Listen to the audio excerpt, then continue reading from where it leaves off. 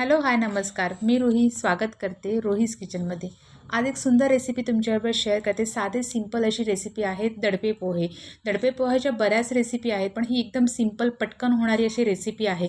जसं आत्ता कसं होतं की लहान मुलं सांगतात, आई 2 मिनिटात काहीतरी खायला दे. आई 2 मिनिटात काय बनवते? मॅगी बनवते. पण माझी आई असे सिंपल साधे दडपे पोहे बनवायचे आमच्यासाठी.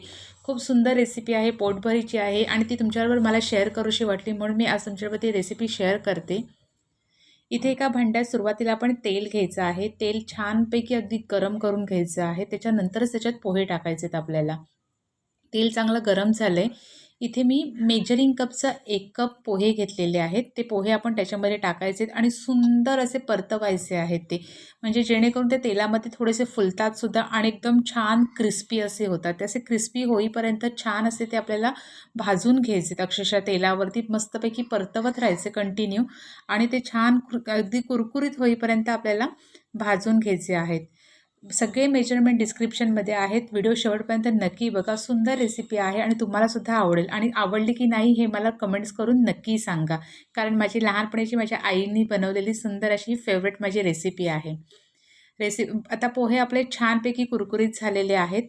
आता आपण त्याच्यामध्ये थोडासा बारीक चिरलेला कांदा टाकून घ्यायचा आहे. आणि कांदा टाकल्यानंतर सुद्धा आपल्याला ते परतवून घ्यायचं आहे, म्हणजे जेणेकरून कांद्याचा थोडासा कच्चटपणा कमी होतो आणि कांदा छानपैकी त्याच्यामध्ये मिक्स होतो. थोडासा मऊसूत करायचं आहे. अगदी का आपल्याला शिजवायचा नाही आहे झाकण वगैरे ठेवून, फक्त असंच परतवून घ्यायचं आहे की जेणेकरून पोहे अजून आपले क्रिस्पी होतील आणि कांद्याचा थोडासा कच्चटपणा निघून जाईल. असे आपल्याला ते परतवून घ्यायचे आहेत.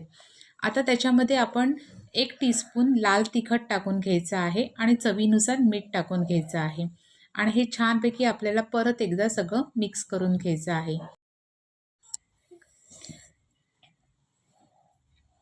आता नुसतं परतवायचं आहे, बाकी काही त्याच्यामध्ये करायचं नाही. मीडियम फ्लेमवरती आपले पोहे छान क्रिस्पी होत आहेत आणि कांदासुद्धा छानपैकी त्याच्यामध्ये मऊसूद होतो आहे आणि हे सगळं आपल्याला फक्त ढवळून घ्यायचं आहे. हे बघा, अशा पद्धतीने सगळं व्यवस्थित असा आपला मसाला आणि मीठ आहे ते पूर्ण पोह्याला अगदी व्यवस्थित लागलेलं आहे. त्याच्यामुळे पोह्याचा कलर पण थोडाफार चेंज झालेला आहे आणि आपण त्याच्यावरती फायनली ते तयार करून त्याच्यावरती मस्तपैकी थोडीशी बारीक कोथिंबीर चिरून टाकायची आहे. ते फक्त ऑप्शनल आहे, असं काही नाही. कोथिंबीर टाकली तरी चालेल, नाही टाकली तरी चालेल, पण त्याने छान टेस्ट पण येते आणि दिसायलाही छान दिसतं. अशा पद्धतीने आपण बारीक कोथिंबीर त्याच्यावरती टाकून घेतलेली आहे आणि असे सुंदर सोपे दडपे पोहे तुमच्याबरोबर मी हे शेअर केलेले आहेत. तुम्ही अशा पद्धतीने बनवा आणि तुम्हाला हे आवडतात की नाही ते मला नक्की कमेंट्स करून सांगा.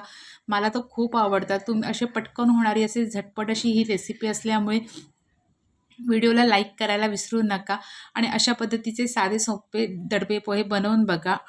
चला तर भेटूया नवीन एका रेसिपीसोबत. तोपर्यंत आपले हे साधे सिंपल दडपे पोहे एन्जॉय करा.